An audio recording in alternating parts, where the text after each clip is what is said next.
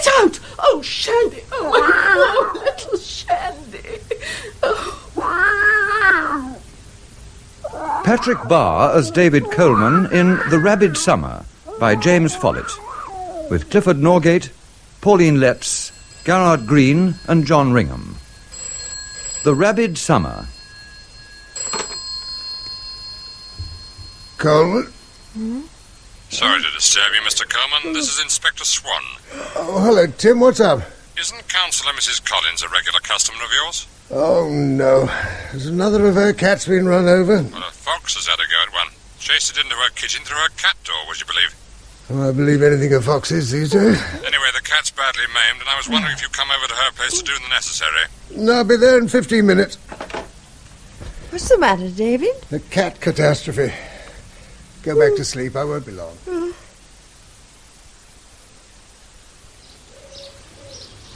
So that's a shrew in trap 6. Male, 16 grams. And according to the mark, it was the same shrew we caught in trap 3 last week. Which means his territory ranges well over 2 hectares. Something else for the local zoological society to ponder on. Which trap's next? Number 7, Dad, over by that hollow tree. Right.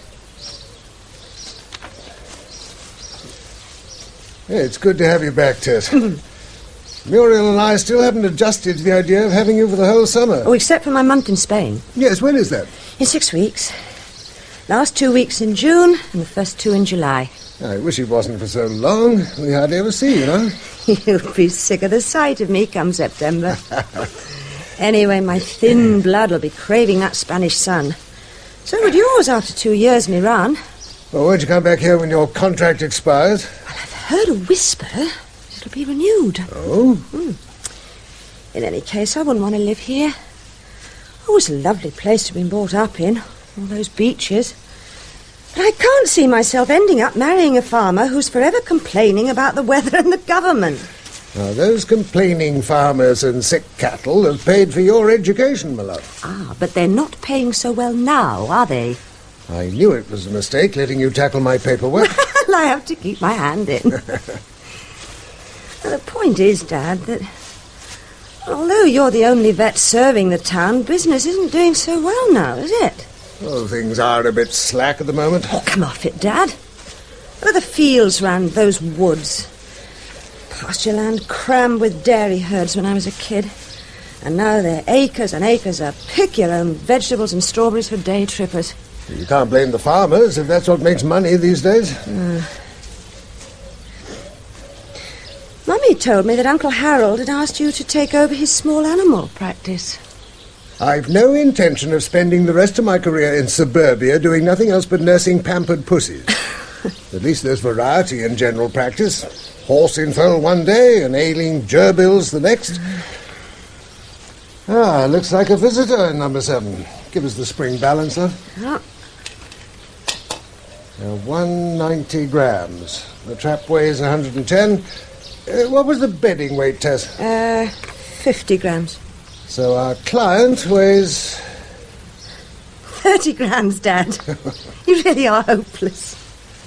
What have you found?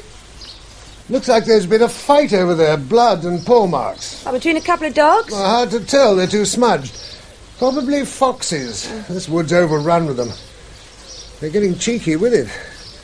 A month before you got back, one chased one of Councillor Collins' cats into her kitchen and half killed it. Oh. Never seen such a mess. And last week I saw a couple in the marketplace scavenging round the refuse bins. At least they're better at adapting to change than some humans. Let's see what we've got in the trap. It's a vole.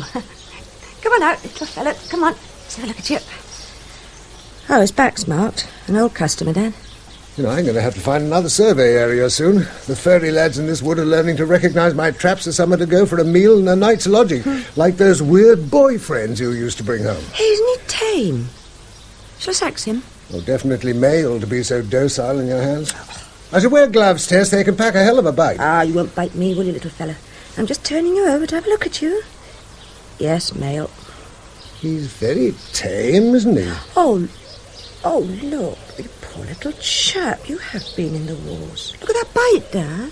Looks like a fox has taken a nip at him. Oh, Oh, is that why he's so tame? Because he's in a state of shock? Oh, shouldn't think so. That wound looks at least a week old. Will he be all right? Well, the wound's healing and he's eaten all the bait. Oh, poor little thing, to a nasty old fox. Tess, you forget really should wear gloves when Oh! you're... God. Oh, he's got teeth like needles. Let me see. Little devil. Oh, you better suck it as hard as you can. Does it hurt? No, it stings more than anything. Come on, we're called today. Right. If we walk fast enough, we should get home in time to call Dr. Phillips before his surgery closes. It's nothing, Dad, just a little nip. You know I never take chances with animal It's bites. nothing. A drop of disinfectant won't take care of. Come on, home.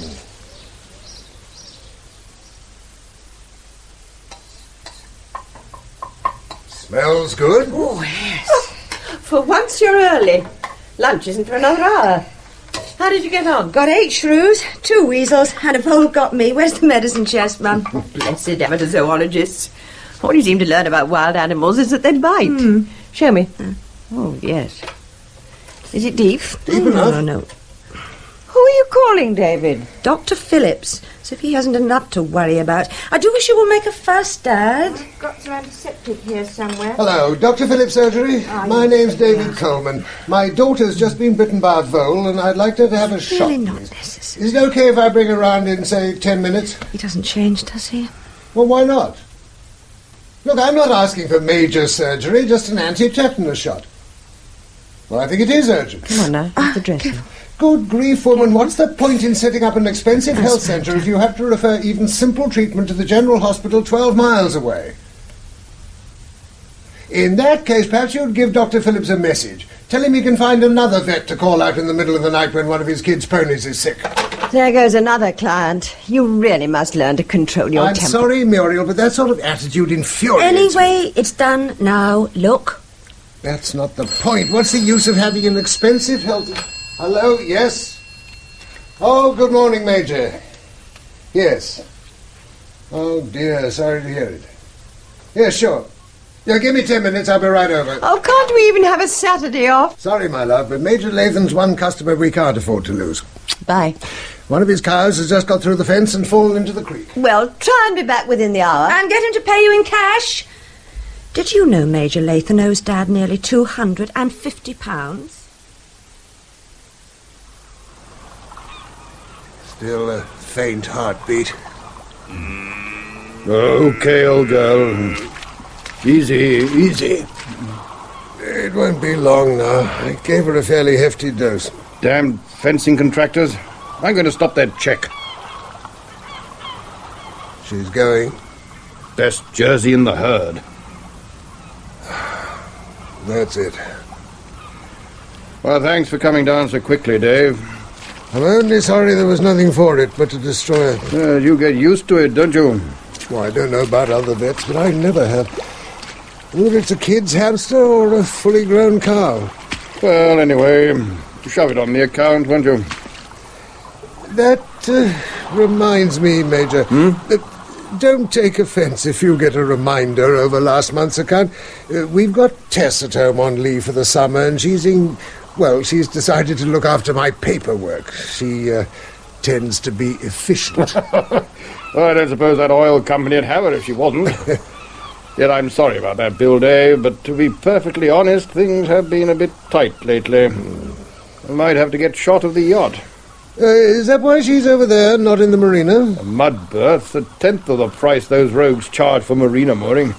She looks beautiful. Reckon you'd have trouble selling her? I might not have to if I can hang on through the summer. I've got some parties of French and German businessmen coming over when the fox hunting season starts. You wouldn't believe what they're prepared to pay for a fortnight's sport. I suppose I'd better bring the pickup down. Damn nuisance, that jersey. What's happened to Bess? Don't often see you without her at your side. She's on heat. I have to keep her in. So soon after her last litter? Have you found homes for them yet? I drowned them, Dave. They were curs. Wouldn't you leave Bess at least one? Look, I wish you'd let me deal with them. Oh, I can't afford you for non-essential work. I'd willingly have done it for nothing. Anyway, he's a sturdy cat, Mrs. Collins. Bring him along to Tuesday's surgery and I'll have a look at him. But I'm sure he'll be fine by Monday. Well, I just can't be too careful after what happened to poor Shandy. Oh, dear, I've just remembered. There's a council meeting Tuesday evening. Will Monday morning be all right? Oh, that'll be fine. I dare say the school will manage without me for half an hour. Now, if you'd excuse me... Mr. Coleman, where's that charming daughter of yours? Tess is in Spain on holiday. Oh. You know, I must get you to give the children a talk on being a vet. Next, please. Down, boy. You've seen cats before. Martin, dear, mind. Oh, Mr. Harding, I understand the Forestry Commission have approved the use of warfarin hoppers in their campaign against grey squirrels. Tree rats, we call them, Mrs. Collins. I don't approve of this indiscriminate poisoning of wildlife, and I'll be bringing the matter up at the next council meeting. It's not indiscriminate, and if you had 2,000 acres of conifers to look after... I think you'd better take Martini out, Mrs. Collins. He might find an Alsatian's more than he bargained for. I'll see him on Monday morning, all right? Yes, and Martini doesn't approve of Alsatians. He's a German shepherd dog. Silly old battle axe. She's all right, really. Hello, Zulu. What's the matter with you, then? Oh, this one's Simba. Oh? Zulu's slightly darker. Well, up on the table, Simba. Good boy. Ah, what's the trouble? Oh, yes, this bite. I took him with me into 7 Acre Copse. He was scratching around in a clearing near one of those striped poles you use to mark your tracks, when this fox stepped out of the undergrowth, bold as you please, and trotted up to him. A fox? I tried to shoo it off, but it didn't take the slightest bit of notice. It was rather funny, really. They were nose to nose like statues, with Simba's hackles standing on end. Then the fox lunged forward, bit Simba on the shoulder and dashed off. Extraordinary behaviour for a fox. Look, this might hurt him a bit, so if you could hold him firmly... Oh, yeah. That's it. Good evening, Major Lathan. Just the man I wanted. Oh, evening, Dave. Give him his usual, Mary, and same again for me. Yes, thanks. You own the 7 Acre Copse, don't you, Major? And it's yours for the market price value of agricultural land per acre with the standing timber thrown in, and that's worth a bit. Had an offer last month, turned it down, damn crooks. I don't want to buy it. Oh, pity. Have you been in it recently? Not since the last shoot. Why? Well, this may seem silly. Oh, try me. Cheers. Cheers. It's just that the wildlife in that copse seems abnormally tame. Hardly surprising. The amount of free meals you dish out in those traps of yours. Clive Harding, the forestry warden, brought one of his Alsatians to my surgery today. It had been bitten by a fox which had walked up to it, bold as brass, taking a chunk out of its shoulder. They'll be trotting up to the pack next in the middle of a chase and licking their faces. Well, that's not all. A few weeks back, Tess and I caught a friendly vole. Well, friendly at first, that is. Then there was that business of... Well, what must have been a 7 Acre fox getting into Mrs. Collins's kitchen and killing one of her cats. Yeah, you know, she was voted in as chairman of the council at the last meeting. I'd heard. What I was wondering... It was my turn. Just because a fellow owes a few bob here and I was wondering if you might have any ideas. What about? Oh, the wildlife behaviour. Yes. I remember my father opening the Botany Bay plantation when I was a boy. He took the fences down once the trees were established. The animals in there weren't used to people. Rabbits and squirrels used to eat out of your hand. Surely you've heard of such cases? Yes, but... Not that many people go to 7 Acre Copse these days. Too far from the main road. Oh, well, maybe you're right. But I still think there's something very odd about the wildlife in that copse. David? David, I want to talk to you about Harold's offer. Not now, Muriel. All right, then. I'll put a time in your appointments book, shall I? When we finish breakfast. No. Look, we've been here 26 years now, ever since Tess was born. It suits us, a small town on the coast. You mean a dying town? Look, you've always said that it's the small animal vets who are making money these days. Harold's practice must be doing well for him to contemplate retiring at 55. It's a marvellous offer which you're crazy not to jump at. Well, this practice keeps me busy. Well, filling in all those silly record cards which aren't even necessary. You'd be better occupied chasing a few outstanding debts. Tess told me that some of the farmers round here owe you a small fortune. Oh. Post. I'll get it. Maybe Major Lathan has finally paid his bill. Oh. Another postcard from Tess. And several bills. Well, leave them in the office. Okay. Nearly as hot as Iran. Spaniards better behaved than Italians. Return flight arrives 1750, your time on the 10th of July. Has Major Lathan paid his bill yet? Oh, she shouldn't put things like that on a postcard. Can you meet me, please, love, Tess? Well, that's odd. She said she'd be returning on the 18th. Oh, maybe the tour operators made a mistake. 10th, that's the day after tomorrow. We could be at the airport by 5:30 if I shut up shop at 4:30.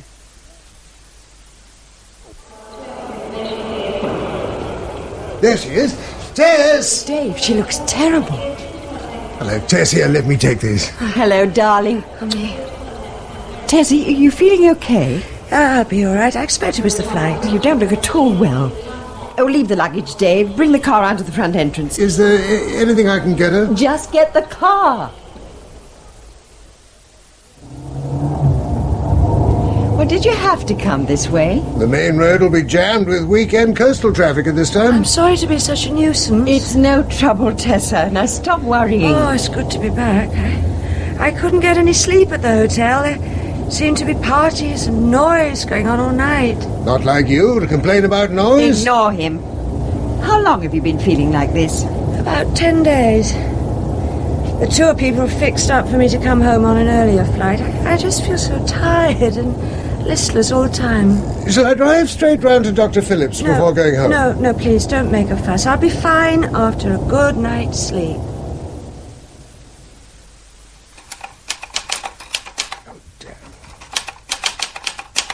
Cup of tea? Oh, thanks, love. I'm going to do a salad for this evening. It's too hot for cooking. What are you typing? Begging letters. Begging people to pay up. But I haven't got Tess's flair. How is she? She's still asleep.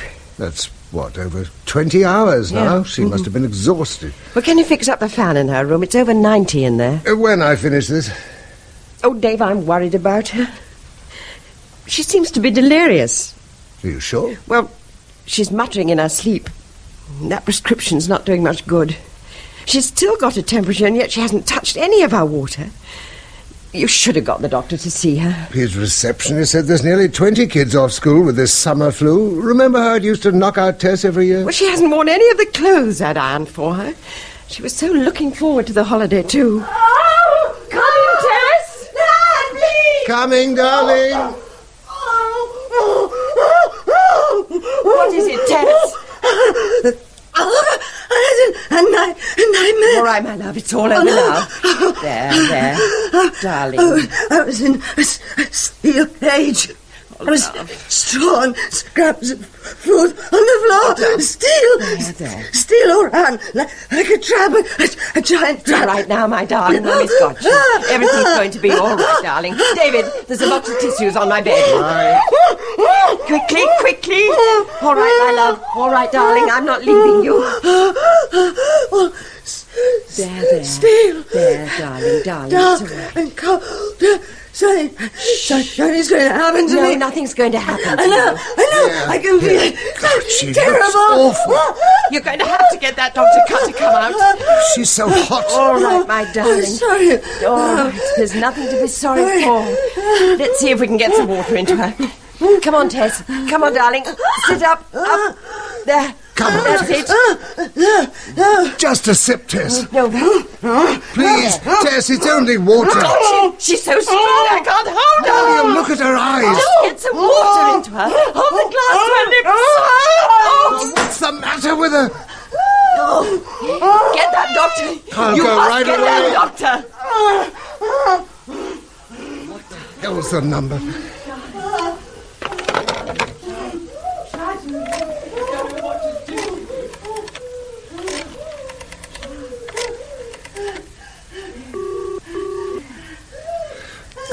come on. This is the Mill Lane Health Centre answering service. Oh, my The God. surgery is closed until 9 o'clock tomorrow morning. Urgent calls should be referred to the emergency doctor on 421. Oh, the hell with it. Oh, for God's sake, hurry up! As quick as I can!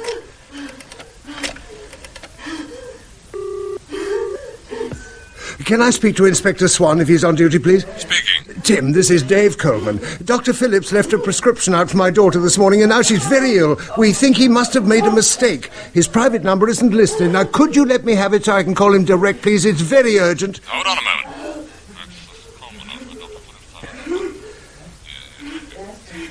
Did the doctor see your daughter this morning? No, we called too late for him to make a house call. His receptionist thought the symptoms sounded like this flu bug and got the doctor to leave a prescription out.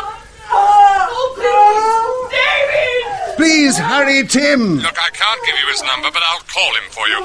It sounds as if you'll need an ambulance. Have you called one? No, we didn't want to move her too far from Dr. Phillips, as he's the only one that knows what he put on that prescription. Well, I'll call one and get the doctor round to your place right away. Thanks, Tim. Thanks a million.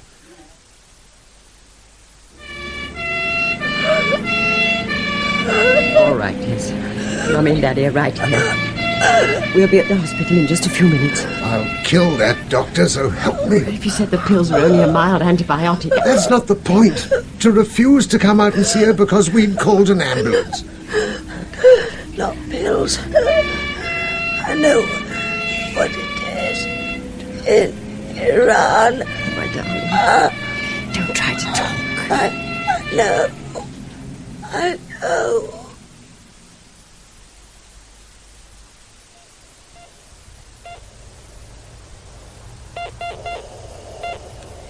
There is nothing we can do now, nurse, but wait. 5 minutes 30 since the last seizure, Doctor. Have you seen what she's done to the straitjacket? Mr. Bickle was at home, Dr. Menon. He's coming over to open the lab immediately. I've seen it at home, but I never thought I'd ever see it in this country.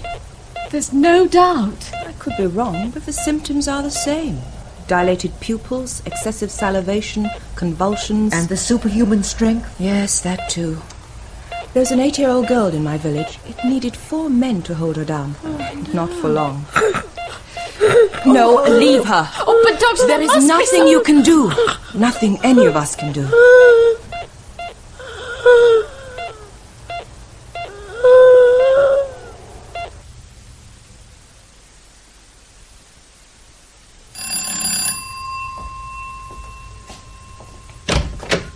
Mr. David Coleman? Yes? Good morning. I'm Martin Willis, the Medical Officer of Health, and this is Mr. Ian Margent. Oh, yes, you rang an hour ago. Come in. Thank you. We're extremely sorry to have to trouble you at such a time, but the point Through is... here. I'm sorry everything's in such a mess. I've been going through my daughter's things. Well, if we could leave it to another time, we would, Mr. Coleman, but there are some urgent questions that must be answered. Mr. Margent is the Regional Veterinary Officer. Yes, we've met before. The doctor at the hospital gave my wife a sedative last night, but if you'd like to see her, I expect Oh, she'll be no, awake. please don't disturb her, Mr. Coleman. Have the hospital confirmed? Well, I'm expecting a call from them. I gave them your number. I hope you didn't mind. No. A fluorescent antibody test on brain tissue, the same test as for animals? Yes, that's right. I've been reading about it. We understand that Tess had just come back from a trip to Spain. When did she arrive in this country? The day before yesterday, July the 10th. And she went when? Well, you better have this. It's her itinerary from the tour operator. Torremolinos. Yes. Well, there was a case in 75. Nothing since. Anyway, it's too quick. The incubation period in humans... Had Tess been out of the country on other trips during the past 18 months or so? Well, yes. She was home on leave for the summer after spending 2 years in Iran with the Taranko Oil Company. I thought you knew. No, we didn't. Where in Iran? Tehran? I could never pronounce the name of the place. The address is on her letters. Oh, here's one. That place. Thanks. When did she come home? Beginning of April. Yes. Yes, it's listed. 21 cases the year before last, 29 last year, and 33 confirmed so far this year. No, excuse me. Coleman? Yes, he's here. The hospital for you, Mr. Willis. Thank you. Willis? Yes? You're certain? I see. No, I can't talk now. We'll see you in the hospital in an hour. Fine. Thank you for calling.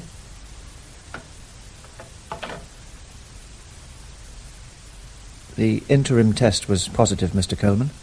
Ah. It now seems certain that your daughter died of rabies. And this is a photograph of her left ankle. Mm-hmm. You see that faint trace of scar tissue? Oh, yes. As far as I can see, that's the only possible infection site. Naturally, I can't be 100% certain. It's healed well. Yes, well, once the rabies virus enters the nervous system, it leaves no trace at the infection site.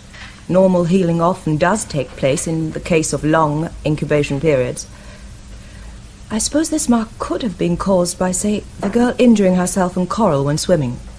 But it's the only skin lesion on her body that accords with a dog bite. And dogs are the main vectors of the disease in Iran.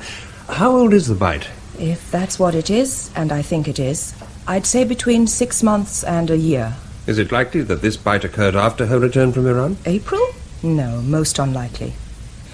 You can see how well it's healed. Ah, yes. If she'd spent 2 years in Iran up until last April, then that's where she got this bite. I'd stake my reputation on that.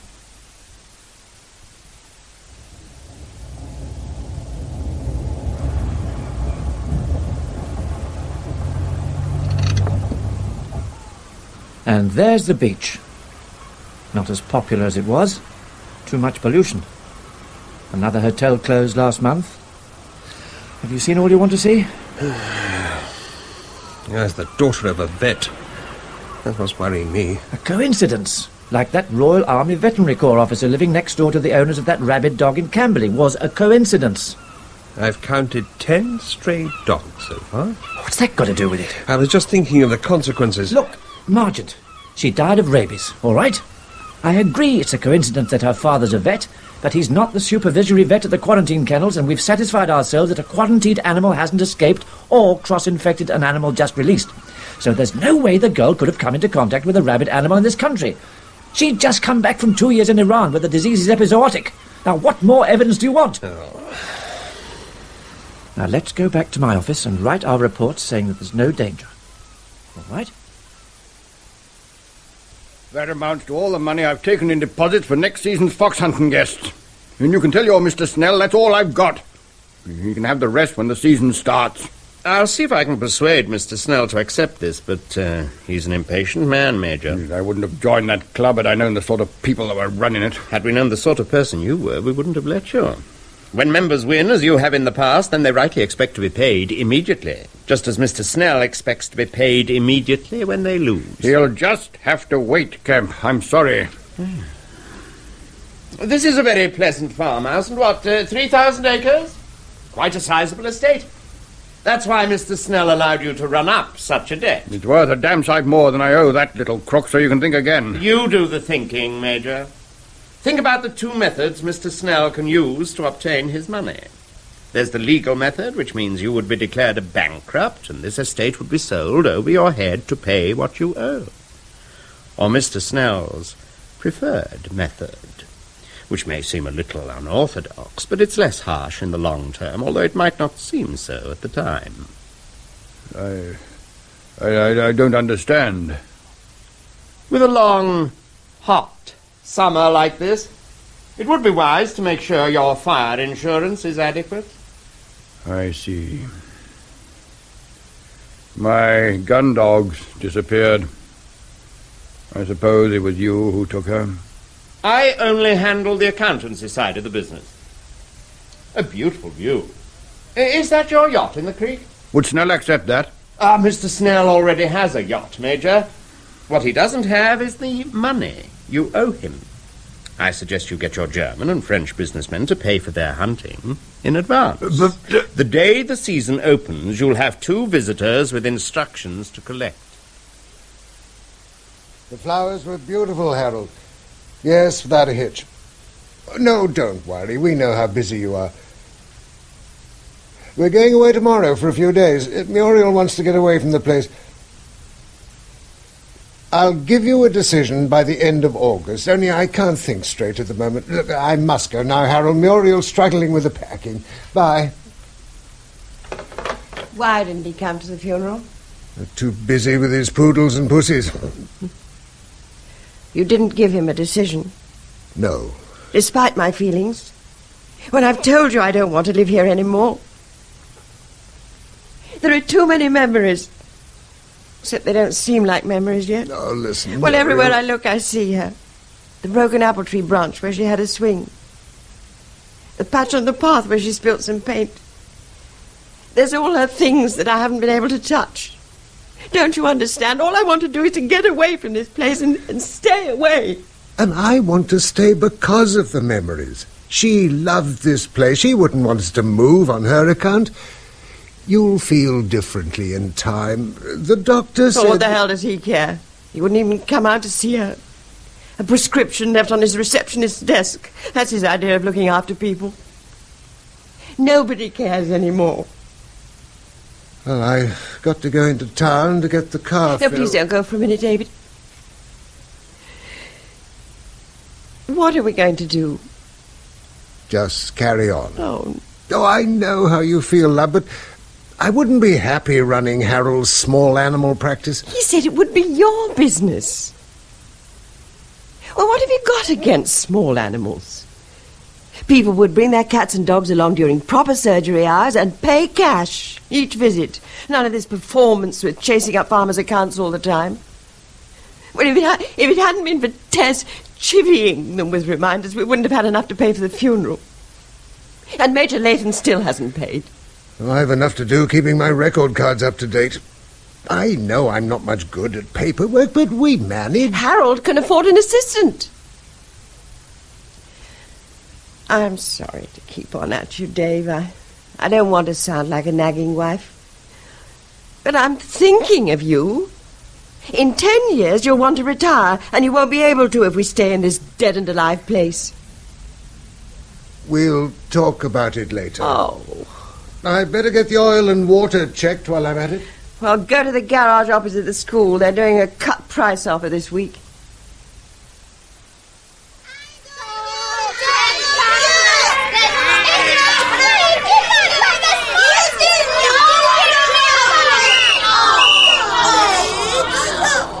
Perfectly still, please, children. Stop fidgeting, Angela. And you, John. Now wait for it. Nice straight line, please, children. Thomas and Swann, were you in town too? Oh, no, miss, there's an outside. There's a dog in the playground. You ignore it and it will ignore you. Quiet at the back. Right. Lead on, class 1.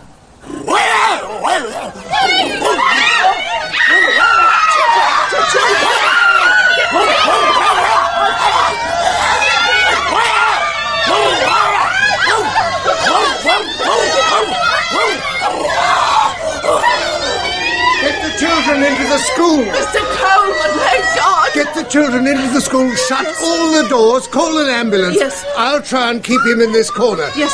Is this netball thing fixed to the ground? No, it'll lift out. Oh, go on then, but keep them quiet. Yes. Children, come on, follow me. Follow me into the school quietly. Easy, Simba. Easy, boy.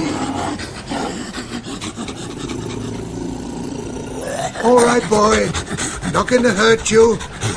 Just going to slip this net over your head. Good boy, Simba. Keep still. There's a good dog. Steady, boy. Steady. Good dog. Good boy.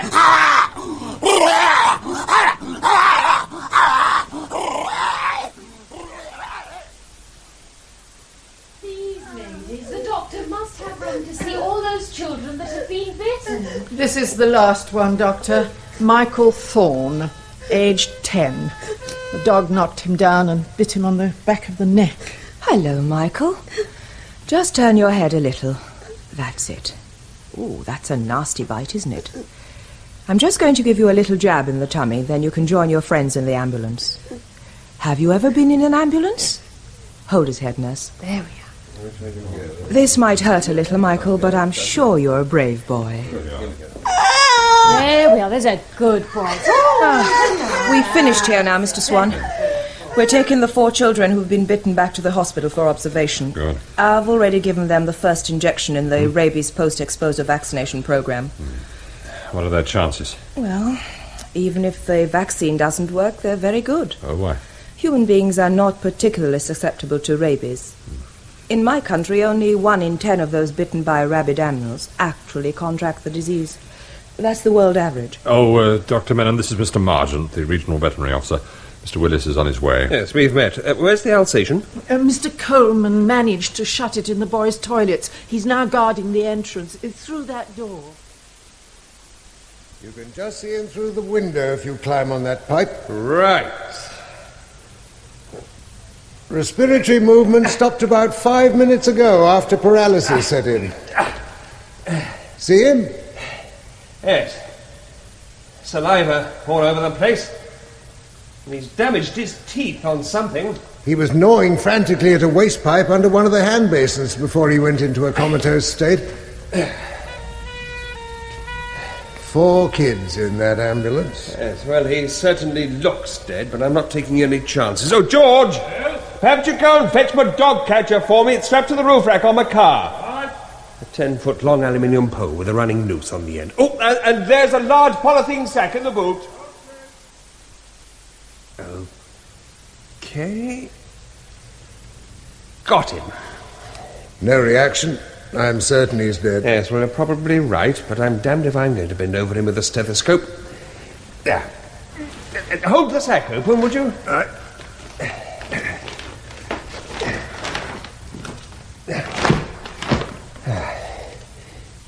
Oh, what did you do to your hand? Oh, I cut it on the netball stand. The dog didn't get near me. Now, there's a lot of saliva about. You'll have to start a post-exposure vaccination program. Very unpleasant, I know, but better than... Yes, I know. Yes.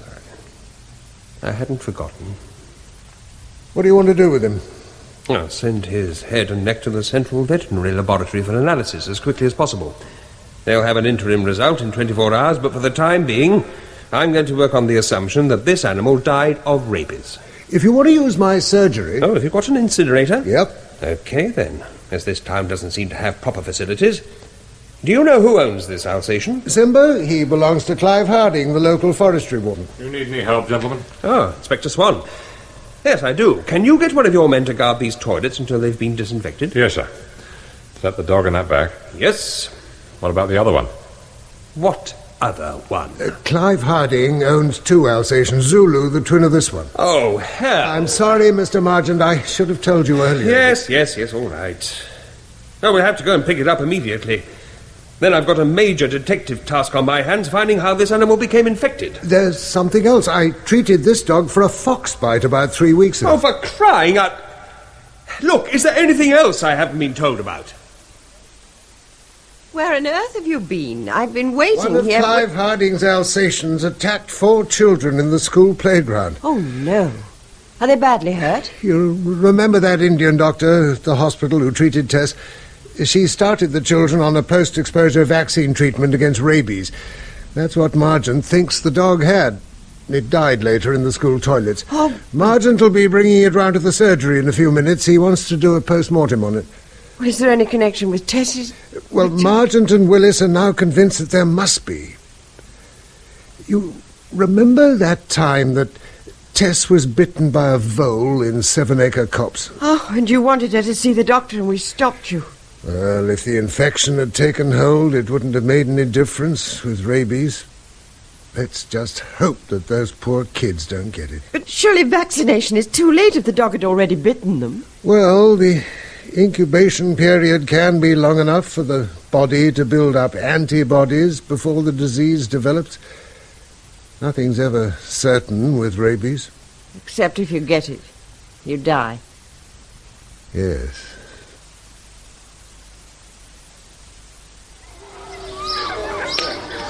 Oh, a good boy. Won't be long now. Major Lathan? Yes? Good afternoon. My name is Blanchard. Some men working in the field said I would find you here. What do you want? We are camping in this country and would like to spend a few days with our tent by your river, just down there. Well, yes, I don't see why not. We will close all doors to the fields and make litter. If you will say how much it will cost to stay 7 nights? Well, one of my men will be along tomorrow. Oh, thank you, Major. We will mean no problems for you. Those are fine dogs. Hounds, actually. Oh, hounds. They are for hunting? Yes. Well, some of your fellow countrymen will be coming over when the season starts. I see. Well, I must return to my family. It's very kind of you. Well, as you'll be down there for a few days, perhaps you'd keep an eye open for a black and white dog I've lost, eh? An eye open? Yes, an eye open. Oh, yes, we will keep an eye open. My daughters are very fond of dogs. We had to leave ours at home because of your quarantine laws. And that's that. Good. Well, we'll get your incinerator going and burn this carcass. Oh, and the polythene sheeting. Then we'd better have a thorough scrub done and disinfect this surgery. Oh, as soon as the van has collected this crate, I'll be grateful if you take me to 7 Acre Copse to catch a fox.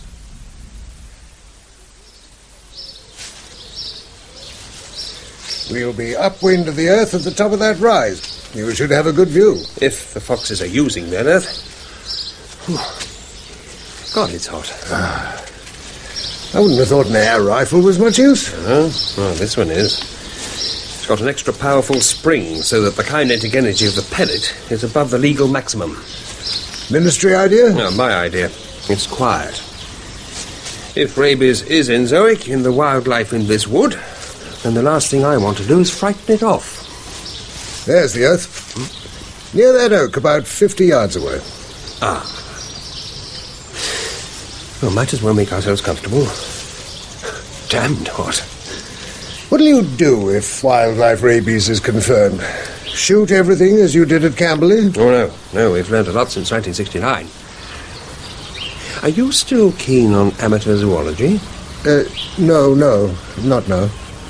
Oh, yes.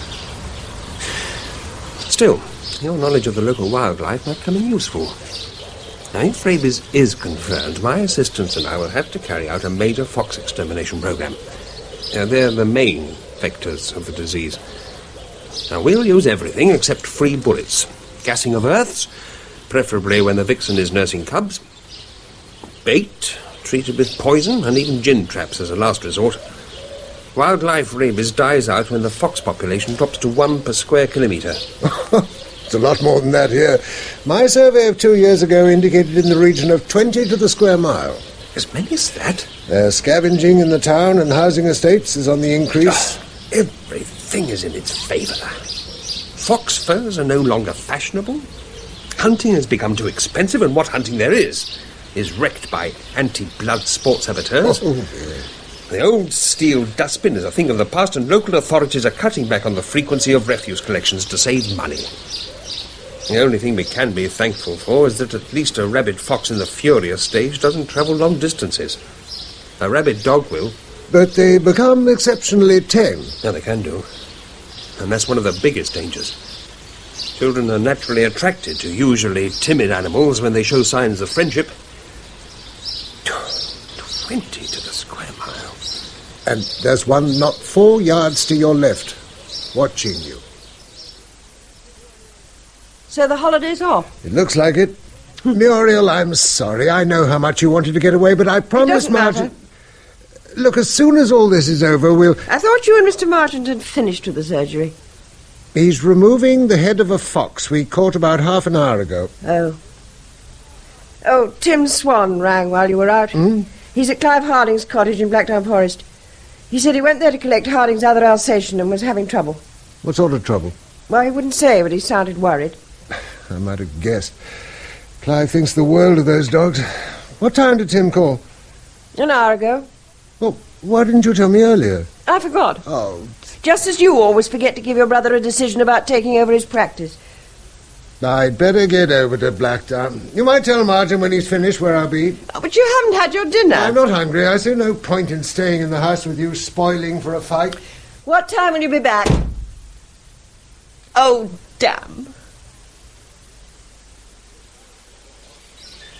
Anyway, he must have guessed what the steel crate was for. We were within 50 yards of the cottage when he appeared at an upstairs window with a rifle and loosed off a couple of shots over our heads. The stupid idiot. Does he live alone? Apart from his 2 Alsatians. Well, one, no? Yes, I suppose I'd go off my chump living out here in the middle of nowhere, surrounded by all these spooky pines. Does he know that Simba's dead? Yes, I told him over the loud hailer. And I told him he was in danger from his other dog. Just listen to it. Do you want me to speak to him? Yes, look, see if you can get him to see sense, but don't make promises concerning his treatment. He's shot a police officer, so the matter's out of my hands. Once we get him out... How do I work this thing? But hold it to your lips, pull the trigger, and speak normally. Right. Clive, this is David Coleman. Can you hear me? Go away. Listen, Clive, it's important that you let me see Zulu. He's sick, Clive. Have you ever heard him howling like that before? Do you hear me, Clive? Ah, it's no good trying to talk to him like this. Let me go and see him. No, it's too dangerous. He knows me, Tim. Yes, but I can't allow you Look, to... it could be dark in an hour. What do you intend to do then? We'll stay here all night, if necessary. If I circle round in the trees on the same side as his garage, I could get within 20 yards of the cottage and talk to him without being overheard. Look, we've got to do something. Unless you want another of those long, drawn-out sieges, Clive buys his food wholesale every 3 months. He's probably got enough food in that cottage to last him several weeks. Yes, look, all right, but pull back into the trees if he shows any sign of getting excitable, and see if you can find out where the dog is. Clive! Don't come any nearer. It's me, David Coleman. I want to talk to you. You've come for Zulu. Well, you can't have him. Nobody can have him. Zulu's ill, Clive. Have you ever heard him howling like that before? You must let me see him. He's in the garage, isn't he? You killed Simba. Simba died of rabies, just as Zulu's bound to if Simba's infected him. The best thing you can do is let me put Zulu to sleep. No. No! Believe me, Clive, if you really love that dog, that's the best thing you can do for it. Simba died in great pain. He may have passed the infection onto the 4 children he bit. Nobody's going to blame you for that, but you will be blamed if Zulu gets loose and bites someone. Do you want a kid's death on your conscience? Clive! Clive, can you hear me? Oh, blast. Clive, I'm going to stand up. Throw the rifle out of the window. Is the garage locked, Clive? Get away. Get away, I'll kill you.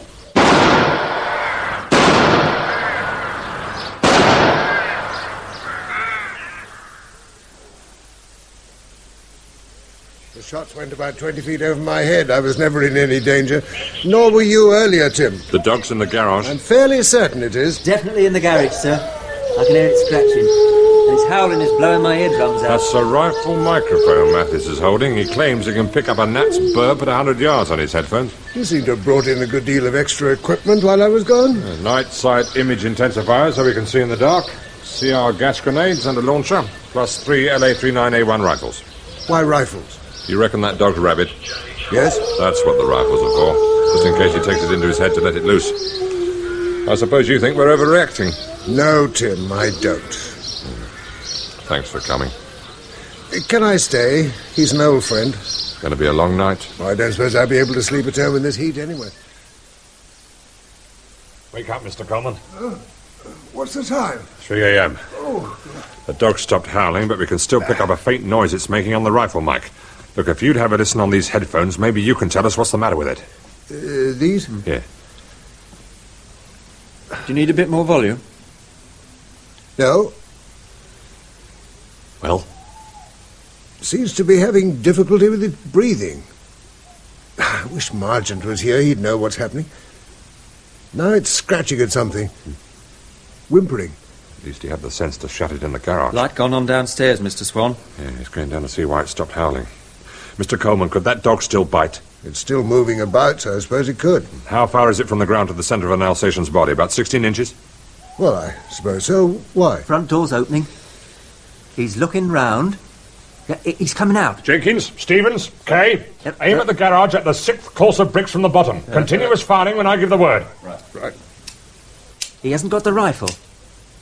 He's hesitating. You rake the right-hand side of the brickwork, Jenkins. Kay take the middle and Stevens the left. The 6th course, understood? Sir. I want that dog dead before he opens the garage doors. What's the point in shooting at brickwork? Those rifles have sent bullets clean through the modern concrete buildings in Belfast. 9 inches of brick won't stop He's them. now walking towards the garage. He's stopped. He seems to be listening. Steady, lads. Can't make up his mind. He's moving towards the garage again. Fire! He's firing! He's firing! What's he doing now? Can't see. The flashes have loused this thing up. Hang on. Oh, the picture's clearing. The old garage is leaning towards us. What's he doing? I can't see him. Hey, he's standing up. Must have thrown himself flat. He hasn't stopped a ricochet. No, he's okay. He's got a torch. Moving towards the garage. Can you hear any movement on those headphones, Mr. Coleman? Nothing. If that dog comes out when he opens the door and any of you have a clear line, use it. He's trying to open the garage doors. Yeah, he's having trouble because the frame's warped. He's got one open, shining the torch inside. I can hear him. I can't hear the dog. He's gone into the garage. Can hear shuffling about. He's talking to the dog. Is it alive? Well? Don't think so. He's crying, saying the dog's name over and over. More shuffling noises. He's coming out. Looking this way. You rotten, filthy, stinking swine! And now he's running to the cottage. Light gone on upstairs. Coleman, aim the rifle mic at the cottage. I have, but I can't hear anything. I'd better get down there. Ah! My ears! Odd. There was no flash, and the shot sounded muffled. So what was he shooting at? Guess. Stupid idiot. All for a dog that was going to die anyway. Man's best friend. Yes, and we all know who his worst enemy is. Summer madness. I might laugh at that one day. Excuse me, sir. There's a Mr. Margent outside who'd like to see you, sir. He says he's the regional veterinary officer. OK, Mathis, I'll see him outside. I met him once over the sighting of some warfarin hoppers. He was having a major battle with tree rats. You look how I feel. Well, I've just got back from the Central Veterinary Lab, been driving all night. They were very good. They did an on-the-spot fluorescent test and have confirmed the presence of the rabies virus. In the dog? In the dog and the fox. Oh. It looks like we've got a major outbreak on our hands. Mr. Punch killed my dog.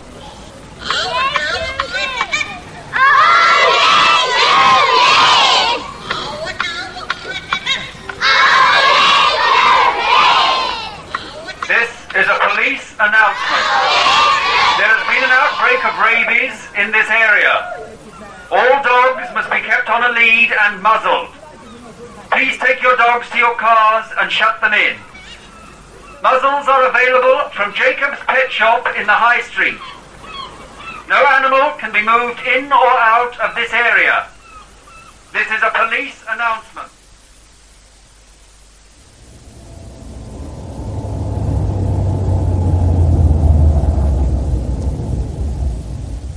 What's the matter, officer? Did you see the signs as you left the town? Yes. Then what's that dog doing in the back of the car? Well, those signs don't apply to us, do they? I mean, we're only down here for the day. They say all animals, sir, so if you'd kindly turn this car round and take the dog back to town, you'll find a temporary quarantine centre's been set up in the marketplace. Follow the signpost. Oh, Lord, honestly.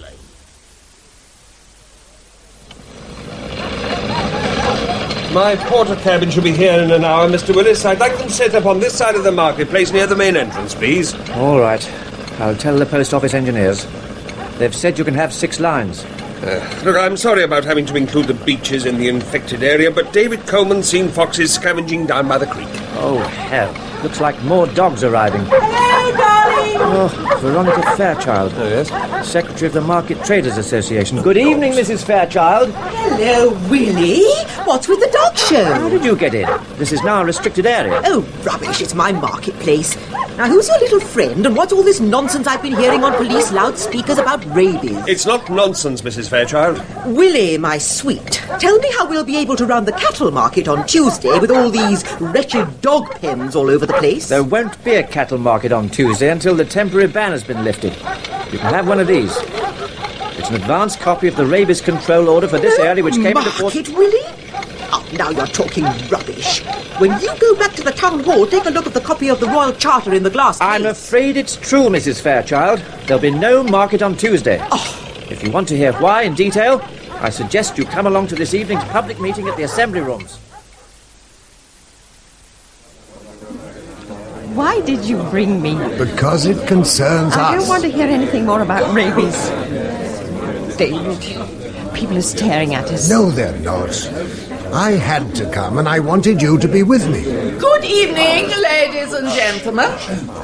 I'm Sarah Collins, headmistress of St. Peter's and chairman of the council. Before we start, I'd like to thank you for turning out in such numbers on this very hot evening, and to apologise to those members of the council present who've not had a chance to study the rabies control order, which now affects this town and its beaches, and much of the surrounding countryside. Copies are now available and will be distributed during this meeting. The people with me on the desk are, on my left, Mr. Ian Margent, the Regional Veterinary Officer.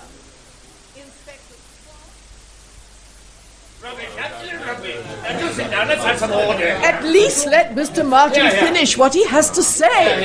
As I was saying, the infected place has been defined as this area of woodland on the map to the north of the town, known as 7 Acre Copse, and includes this area of forestry land here. Where poor Clive Harding was killed last night. My assistants have already started a program of gassing and trapping foxes in the infected area, and will continue to do so until the fox population has been wiped out. Is the place closed to the public then? Yes, it is. The police are putting up warning notices, but the area's too large to fence off at short notice. Why pick on the poor fox? Hasn't there been enough indiscriminate destruction of wildlife as it is without... There'll be plenty of chances for you to ask questions at the end of the briefing. The fox is the main vector of wildlife rabies. Destroy foxes and rabies dies out. Rabies has spread across Europe to the French coast at an average speed of a mile a fortnight. A speed which tallies with the known territorial movements of the common red fox. Also, by pursuing a policy of strict fox control, the Danes have eliminated rabies from Denmark. There is a huge weight of evidence pointing to the fox as the principal spreader of the disease. And you said gassing and trapping. Now, what sort of traps? Gin traps? If necessary. You do that, Mr. Margent. And as chairman of the local Wildlife Protection League, I'd have a summons slapped on you so far. The order empowers the minister to allow methods which would otherwise be unlawful, madam. The infected place is shaded in red. Now, this line on the map, starting at the Coast Guard station and sweeping in a horseshoe around the town to 4 miles west of the river mouth, defines the infected area. An area of about 40 square miles.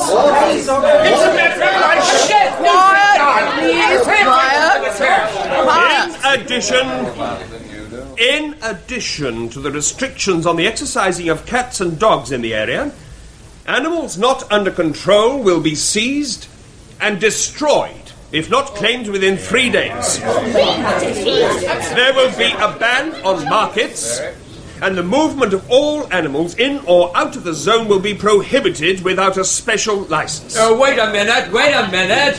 What about the holidaymakers on the caravan and campsite who brought their dogs with them? Surely they'll be allowed to take them home? No, they will not. In fact, the first checkpoints were set up an hour ago by the police. But this is stupid! What about our visitors when the schools break up next week for the summer holidays? They're welcome to come, but they'll have to leave their pets at home. I've got men now manning checkpoints on all the roads into the area to make certain that no animals are brought in. By checkpoint, you mean roadblock? Call them what you like. They're only a temporary measure until all the signs are up and the matter has been given maximum publicity on radio and television. We think we can rely on public cooperation. Well, listen, mate. We seafront traders have to rely on their money in order to live.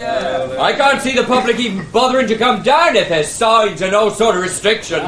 It was bad enough, that publicity over that girl dying. But at least that was before the season had started properly. The measures are for everyone's protection. But the last thing we want is to try... Maybe, Inspector Swann. But who's going to protect us from the protectors, eh? And who's going to have to pay for all this protection? All the police and the council workers overtime, the ratepayers as usual. The council will be applying to central government for a discretionary grant. I see on this order there's now a ban on race meetings and hunting. Will the government pay our losses through the cancellation of the August point-to-point? What ban on hunting? It's on page 11, Major Lathan. Well, not fox hunting. Yes? But the ban will be lifted before the hunting season starts, won't it? The Waterhouse report recommended an 18-month programme. But fox hunting is part of our heritage. You And can't... what about the market? There's been one in the town every week for the past 700 years. I can understand how you feel, Major Lathan. But I cannot think of a worse way of spreading rabies than have a pack of hounds tearing a rabid fox to pieces. And as for hunting being part of our heritage, well, I think it better to give it up for a couple of seasons than have to give it up for good, as they've had to do in parts of Germany and France. Now, with your cooperation, we can stamp this out perhaps in as little as 9 months. It seems to me that we're being asked to cooperate in the financial ruin of this town. High time something was done about the dogs in this town, or the way people allow them to wander about, chasing cats and making messes everywhere. If you ask me, I think the Ministry of Agriculture and Fisheries are overreacting. I've worked on farms in Canada where there's always been rabies in the wildlife. I've never heard of anyone dying. You just have to take a few precautions. Listen, Mrs. Fairchild. France, no one has died of wildlife rabies there for over 20 years. All these petty restrictions in the hope it'll go away, well, they amount to the same sort of thinking we had in this country that insisted that motor cars should be preceded by someone carrying a red flag. But the only difference is the motor car kills more people in 1 month than rabies has in the whole of recorded history. Quiet, please. Sit down, David. Listen, all of you. Sit down. A few weeks ago, my daughter died of rabies. I was with her when she died. It was the most horrifyingly agonizing death it is possible to imagine. Yesterday, as Mrs. Collins will tell you, a rabid dog got into her school playground and bit 4 children. They're now having to undergo an extremely unpleasant 14-day course of injections in the hope that their bodies will build up a resistance to the disease. If the measures Mr. Margent and the police put into force save even one person such a death, no matter how slight the danger, then I say it will be well worth it. My wife and I have been sitting here in disgust. Listen, mate! Don't you go trying to beg sympathy from us. It was your daughter who brought rabies into this town in the first place. Please, take me home, David. Oh, no, David, what are you doing? He's going to apologize. Mr. Coleman, please return to your seat. Here, let go. Miserable little rat off me. All right, Mr. Coleman, that's enough. I'll kill him to help me. I said that's enough. I'll go back to your seat. He blamed Tess. I could have you charged, I could. All right. Now let's forget it, shall we? Come on, David, we're going home. Not until this little runt's apologized. Why the hell should I? Are you all right, David? Yes, I'm sorry to be such a nuisance. Oh, you better go back on the platform. Look, that gentleman's accusation is unfounded. There is no record of a human passing rabies to another human. What about the bloke who died in Manchester last June? The hospital staff who treated him Had to be vaccinated, didn't they? These record cards are superb, David. The blue ones are a cross-reference by breed to owners' names and addresses. Scruff, Mickle, Bunty. Even the animals' names listed. Good. Morning, gentlemen. Oh, good morning. Another half dozen stray dogs rounded up. And 4 cats. The dogs all look as if they've been wearing collars until quite recently. That makes over 30 dogs now. It's the one thing we were dreading. As soon as there's a panic like this, people whip the collars off their dogs and push them out onto the street. Is that them? Yeah. OK, let's have the Cocker Spaniel bitch in here. Right. I want to try a little experiment. Oh, make sure its muzzle's secure. Begin. Let's have that spaniel. Check its muzzle first. I want all your cards on Cocker Spaniels, David. Right, on spaniel, Mr. Margent. Well, girl. Hey, you're looking sorry for yourself, aren't you? Owners turfed you out, have they? 6 cards. Thanks. Now then, old girl, what's your name, eh? Is it Kit? No. What about Sally? Sally it is, then. Mr. and Mrs. Blake, 42 Forest Drive. This dog can be returned to them with a summons. Right. Aren't you just going to warn them? Until I'm told to do otherwise, no. I've no intention of using kid gloves on this operation. I want to run the advert for a 4th week. Yes, exactly the same as the previous ad, but for 1,000 less on the price. That's the one, yes. A luxury 6-berth motor sailor, 40-foot length overall. You'll bill it to me? Fine. Bye. Good evening, Major. Kemp! How the devil did you get in? The back door was unlocked. And who's that? Surely you remember Tiny, our doorman at the club. I would have thought someone his size was unforgettable. Smile at the nice gentleman, Tiny. What do you want? Mr. Snell wants reassuring. I've told you he'll get his money. Mr. Snell is very disturbed about this ban on fox hunting. He fears that it might cause him to review his credit arrangements with you. Well, tell him that he's got nothing to worry about. Tiny. Right. What's that big oaf doing? I don't think Tiny's ever seen a grandfather clock before. A deprived background. What did you... And he doesn't know his own strength. Now look here. Just what the hell do you think you're playing at? That clock's a valuable antique. He's wrecking it. Can't you stop him? Probably trying to find out what made it tick. Let's be thankful he's not playing with matches. That's his speciality. That clock belonged to my father. Don't worry, Major. Mr. Snell's quite prepared to give you time in exchange. 1 week, to be exact. Next Sunday. The day before August bank holiday, so you'd better make sure you have the right amount for Mr. Snell, because he'll have an extra day to count it. Oh, you finished early? There wasn't much point in keeping the surgery open. No customers. Oh, for the 3rd day running. It'll pick up. Will it, David? How many unclaimed cats and dogs did Margent's men destroy yesterday? Well? Oh, I don't know, 4 or 5 maybe. And how many will it be tomorrow? And the day after that? Another month and your practice will be ruined. And Margent has made it clear that this whole business could drag on for a year. We'll manage. We've got a bit on deposit. We as won't my life manage, David. It's not as if it's a bad patch we can weather through. People don't trust you anymore. Don't be silly. No, it's true, Dave. I've overheard gossip. Those customers you've always complained about who seem to think more of their cats and dogs than their children, they're the ones who've kept us going in the past. And they see the help you're giving Margent as some sort of collaboration with the enemy. Then they're more stupid than I thought. And what that horrible man said about Tess at the public meeting... We agreed not to talk about it. You were the one who agreed. That's your answer for every problem. Don't let's talk about it. Tess dies and you say, don't let's talk about it. This practice is virtually finished and you won't talk about it. I want to get away from here and you won't talk about it. Someone says terrible lies about Tess and you won't talk about it. Please, David, don't you understand? I need to talk. And if I can't talk to you, then there's no one. You bottle everything up so that I feel I'm living with a stranger. I'm sorry, Muriel. I should have realized. I've been so busy these past few days while you...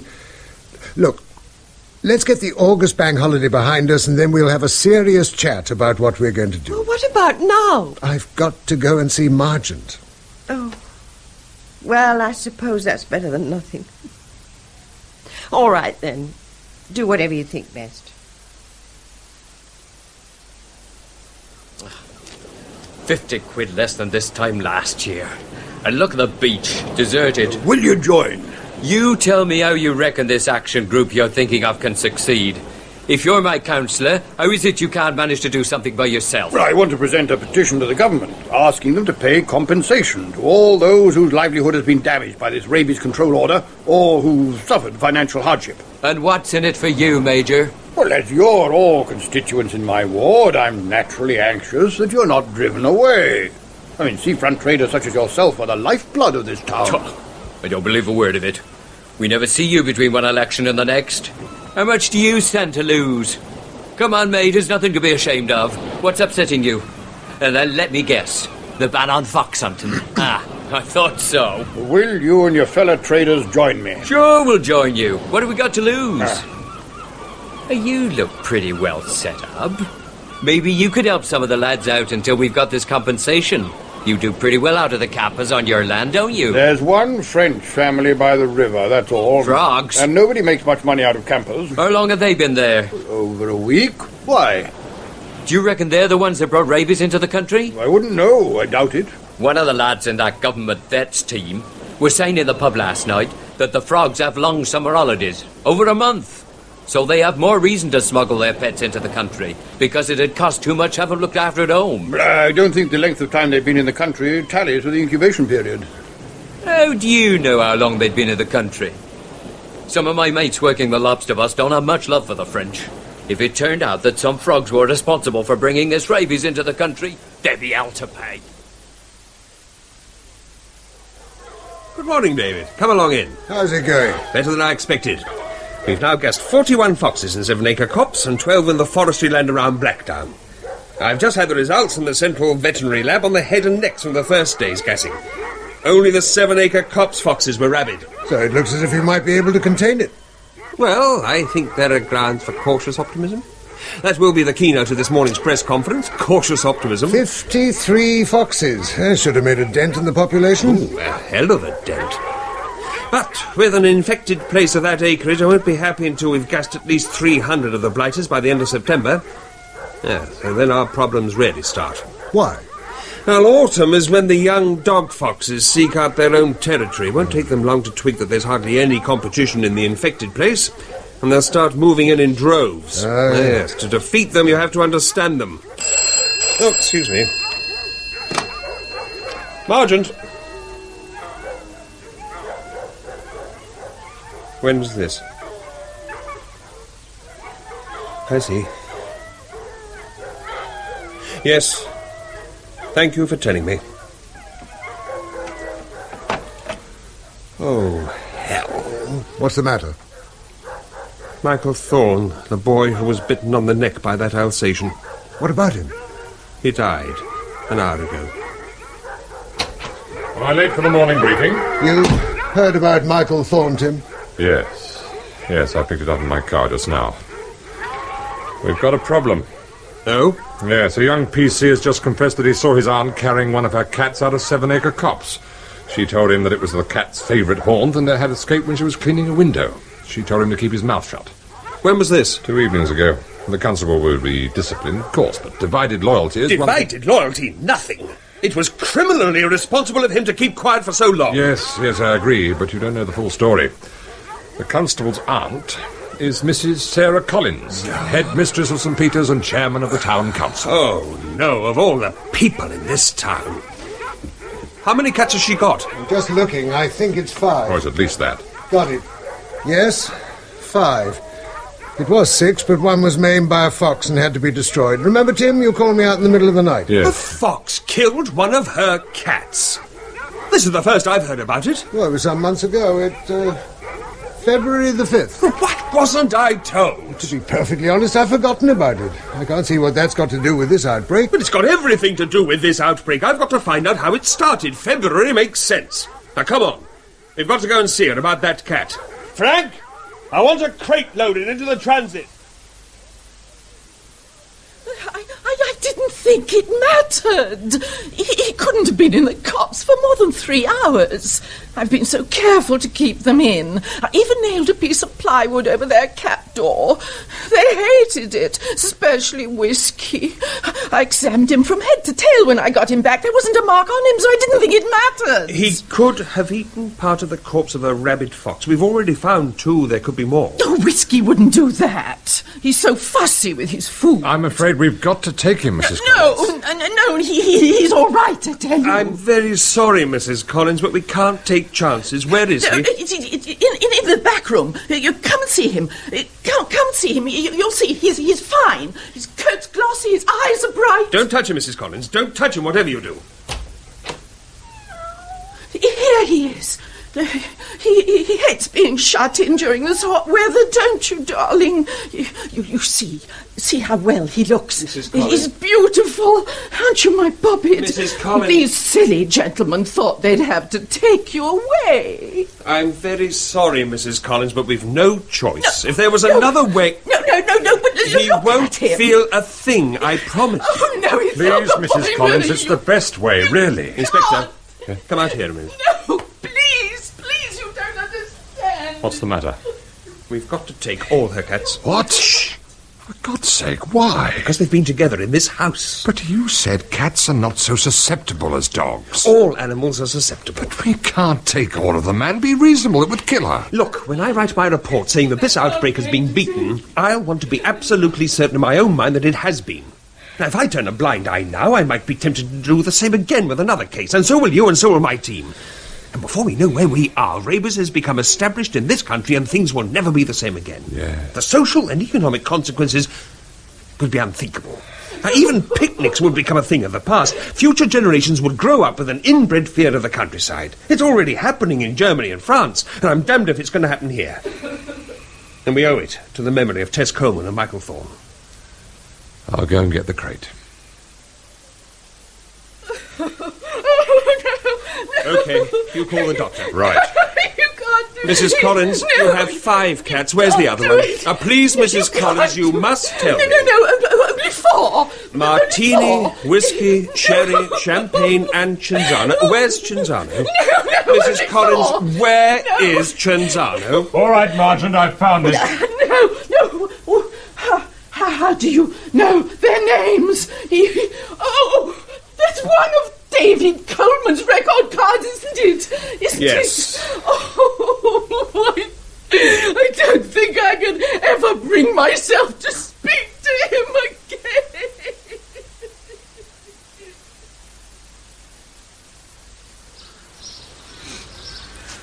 This is the trap where Tess was bitten. It's empty. Well, it doesn't matter. I've got enough rodents now for the lab. Oh, it is hot. It's good of you to help like this, David. I said I would. No, I mean to come back into this copse. Can't be very It's probably easy. a good job the council have got it fenced. A cigarette end could set the whole thing off. Yes. Hello, something seems to be interesting in those rocks. Let's take a look. Might be a fox corpse my lads have missed.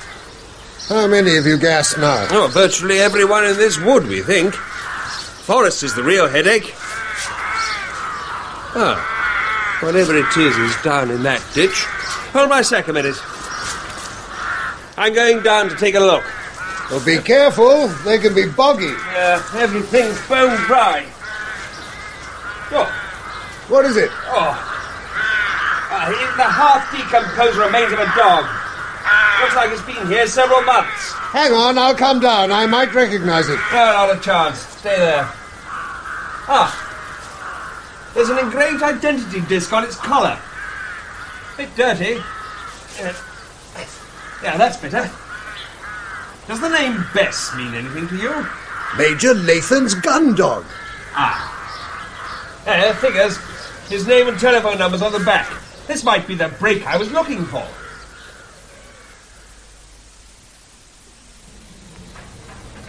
He can answer a few questions now, Inspector. You'll find he speaks good English. Poor devil, what a lousy start to the bank holiday. It's mostly bruising. He'll be okay tomorrow. Not his wife. They broke her jaw. Okay, thanks, Doctor. That's all right.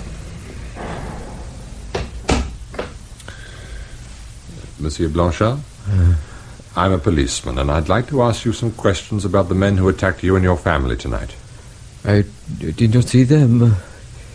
It was dark. You understand? Yes. Did they have a car? I do not know.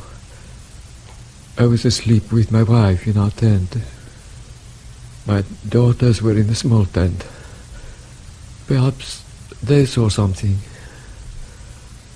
Oh, is my wife, please? Well, Sorry to disturb you, Inspector. A somewhat cryptic telephone message from your headquarters. Would I tell you that the results of the forensic test was positive? Thank you, Doctor. He'll still be here in the morning. I can arrange it. Good. His case can wait. Come on, Mathis. I'm going as fast as I can, sir. So there's no doubt? No, none at all. The hairs on the dog you found match the hairs on the bedding in the chain locker on his boat. I see. He bunkered with 200 gallons of diesel from the marina on the 13th of December and notified the Coast Guard that he was sailing for Havre on that day, and he returned 2 weeks later. And? What clinched it was his hired hand at the time, being told to look after his hounds, but not his gun dog. The hand also said that Lathan was cock-a-hoop upon his return over some fox hunting he'd fixed up with a party of French and German businessmen. And I thought you checked every boat in that marina. Well, seems he moved out in the spring, couldn't afford their mooring fees. Hey, he's got a hell of a lot to answer for. We've always been worried about the irresponsible weekend yachtsman smuggling pets, and it turned out to be one all along. And he could never bear to be without that dog at his side. Well, he's without it now. 3 people dead and countless animals destroyed. Headlights approaching. Be out on this lane at this time of night. He's shifting too. You better pull in. Can't. Lane's too narrow. He's not going to stop. Flash the lights at him.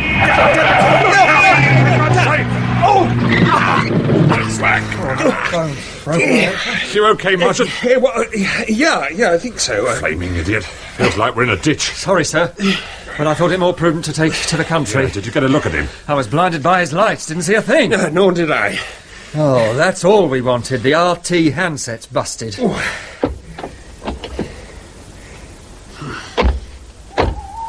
Well, we're going to need a tractor to haul it out. A 3-mile walk to Lathan's farmhouse. At least it's downhill. Look! That glow! Lathan's farmhouse is on fire!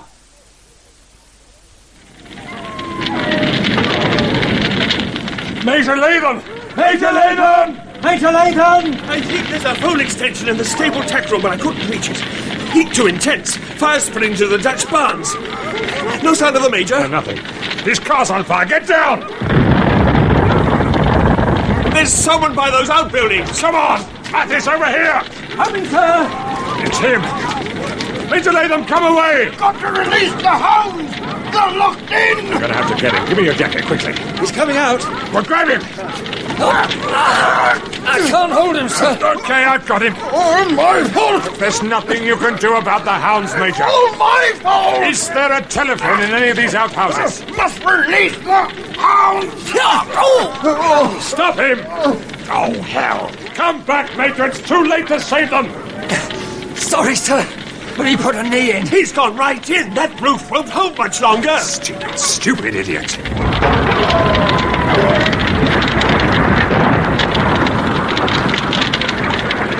All for a few dogs. Well, that's then. No, it isn't. We've got to stop the fire reaching those pines. If it does, the whole forest will go up. How the hell are we going to get help? Won't the forestry warden raise the alarm? What forestry warden? I've forgotten. Someone's bound to see it. Good God, man, look at it. There go the Dutch barns. What will it mean to your fox extermination program if the forest does go up? Yeah, that's what I've been thinking about. We'll have to stop all the foxes from escaping somehow. Surround the whole area and shoot everyone that shows its snout out of the trees? Yeah, I suppose so. It's the last thing we wanted to do. Starting to get light. Sounds like a job for the army.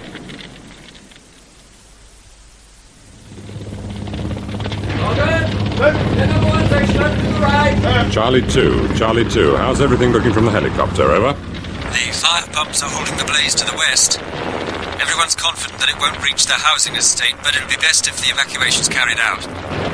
B Company's commanding officer reckons they've shot at least 100 foxes and half as many badgers and deer.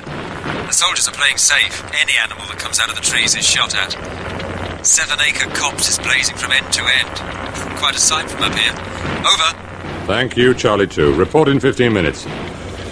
Well, it looks as if the fire's being got under control. It's a shambles. shambles, the whole damn thing. Yes, I thought the fire was a blessing in disguise. After all, the Great Fire of London ended the plague. It only needs one rabid fox to escape. One. Nothing's getting past those soldiers. Look at them. They're actually enjoying it. It'll be an August bank holiday Monday they'll remember for the rest of their lives. Oh, let's hope so.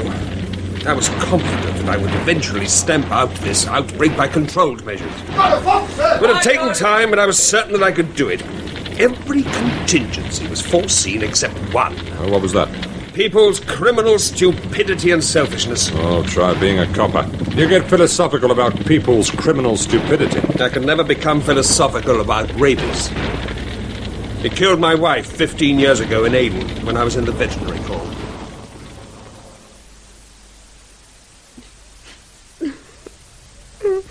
Muriel, you're home. Oh, damn. Muriel! Oh, there you are. Sorry I've been so long. Brought my record cards back. Margent and his assistants are leaving tomorrow. With any luck, everything should be back to normal in a couple of weeks. No, David. Things never will be back to normal, will they? If you're thinking of Tess, of course not. I wasn't thinking of Tess, though God knows it's hard enough not to. It's just that the people of this town will never forgive you for cooperating as you did. Muriel, you've been crying. Oh, it's finally noticed. What's the matter? How on earth did that window get broken? A letter for you. A letter? It was wrapped round a stone. If you and that wife of yours don't... But this is obscene. You call the police? No. Right. Oh, what good will that do? Won't change anything. Won't bring Tess back. It won't stop people refusing to speak to me when I go shopping. And it won't stop me hating this town and everything it stands for, and you for keeping me here. Hello, Harold. It's David. Listen, Harold, is the offer to take over your practice still standing? It is? Good. David! Hey, steady on. No, not you, Harold. It's Muriel. I love you, I love you, I love you. As soon as possible. We're putting our house on the market today.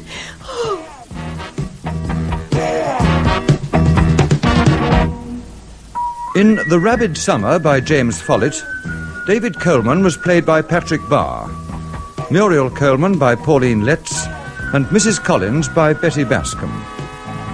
Margent was John Ringham, Swann, Clifford Norgate, Dr. Menon, Valerie Murray, and Harding, Michael Tudor Barnes. Blanchard was played by Leslie Heritage, Willis, Keith Smith, Major Lathan, Garard Green, Tess Coleman, Joe Manning Wilson, and Mathis, Malcolm Reid. Mrs. Fairchild was Diana Payan, Kemp, Peter Woodthorpe, the nurse and the townswoman, Anne Rosenfeld. Animal effects were by Percy Edwards. And we're grateful to the Animal Health Division of the Ministry of Agriculture for their advice. The play was produced and directed by Kay Patrick.